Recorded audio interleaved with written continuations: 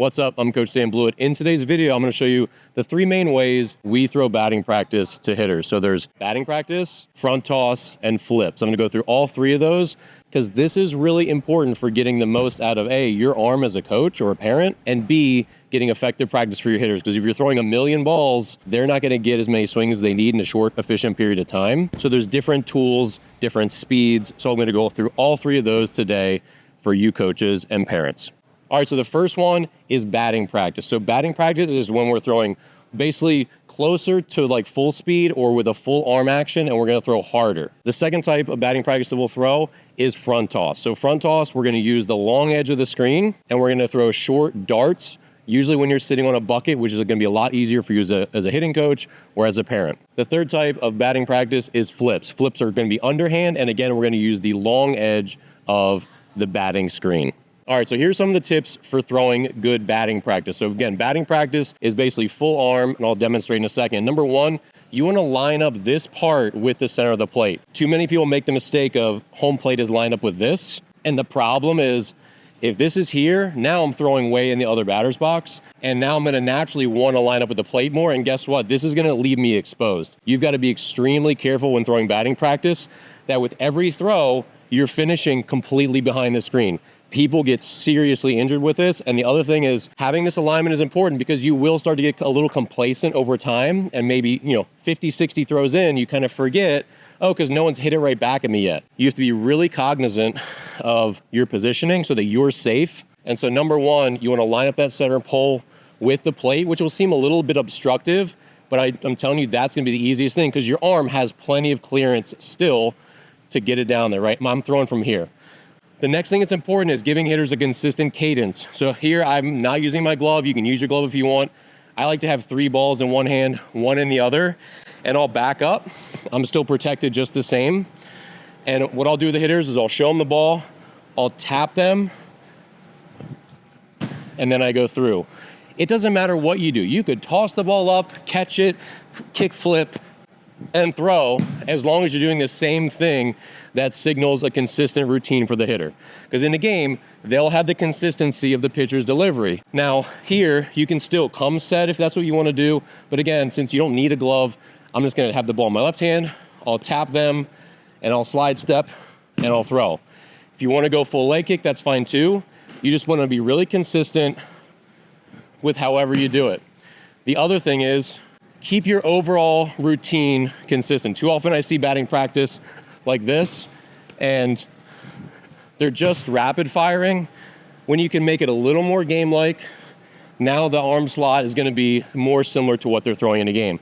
And the last thing, as I mentioned already, you'll see right now when I'm throwing, I'm leaving myself exposed. I could get hit anywhere in my upper body and seriously injured. So again, you've got to be really cognizant of your body positioning. And this is a little uncomfortable because if I'm safe, I'm looking right through this padded part of the screen. So now I'm right here. I'm gonna lift, throw, and I'm gonna make sure I fall off completely behind the screen. And I can't tell you how many times I've seen one zip right here and I'm like, ooh, thank God I've been behind it. You don't want a ball to the face. So again, to summarize batting practice, throwing batting practice is used for throwing more full speed, or closer to full speed. This is full arm action, full delivery, and you as a coach are gonna be less accurate. So batting practice has its place only really when you need to throw at higher speeds to hitters. Obviously being close, you can have a faster reaction time, but faster reaction time is not the same as faster velocity. So if you have the arm to do it, and hey, everyone's gonna get 10 pitches, that's all I can give you because maybe we have 10 hitters, I can give you guys 100 pitches today. I'm going to try to use batting practice only when we need the extra velocity. That's how you use batting practice as a tool. Higher velocity, more game-like action for them to get their rhythm down and see a little bit more speed. So the next tool for batting practice is front toss. So when you're doing front toss, you're going to use either a square net or you're going to take your L screen like this and you're going to use this long edge. So same thing that I mentioned before, I want to make sure this is kind of splitting the plate. And for here, I'm going to sit on a stool. I'm going to make sure my stool is directly behind the screen. I'm gonna make sure no part of my body is out. And I'm gonna go through the same rhythm. I'm gonna show the ball. For me personally, I will tap, go through my delivery, and I'll throw. Tap.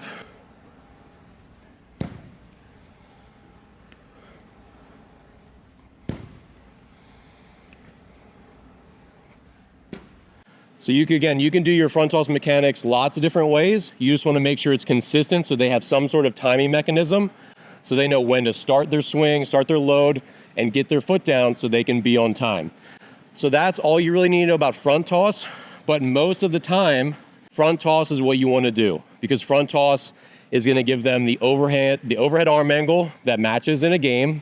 This is not going to be high speed, so your goal is not to gun it in there, but you can be closer so they have a shorter reaction time, and you're gonna be much more accurate throwing front toss than you would full batting practice with your full delivery and your full arm action. So front toss is kind of the gold standard for throwing batting practice in baseball.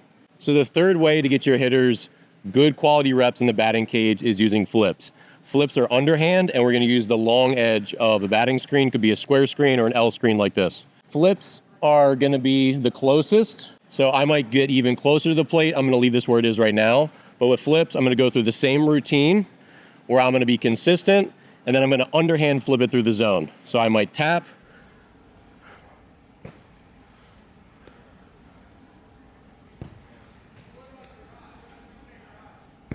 So this is obviously gonna save your arm. Front toss, you'll be a little bit less accurate. Once you get your underhand swing down, you'll be really, really accurate with flips. And again, you can move this closer, you can go different angles, lots of different ways. But the goal is just, I wanna give my hitters consistent BP. If I don't have a machine, this is the way I can just continue to feed them in the zone like I'm my own Iron Mike machine.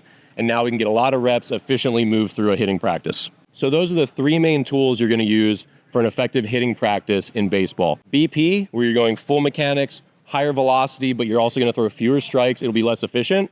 Front toss, where you're behind a screen, sitting on a bucket, or kind of standing still, throwing from a shortened distance. And then flips, which is underhand, also behind the high net of or the high edge of a screen. You'll be the most in the strike zone. That'll be the easiest to repeat, especially over a lot of hitters over a long practice. So those three tools all have their place. You'll just want to figure out how you want to use them as a parent in your backyard batting cage or as a youth baseball coach in your practice. All right, so hopefully you learned how to use these three tools, and now you can have more efficient hitting practices, get hitters the swings that they need, and see the different reaction times and velocity that will give them the varied practice that will make them great hitters. So thanks so much for watching. If you're new here, please subscribe, and I'll see you here in the next video.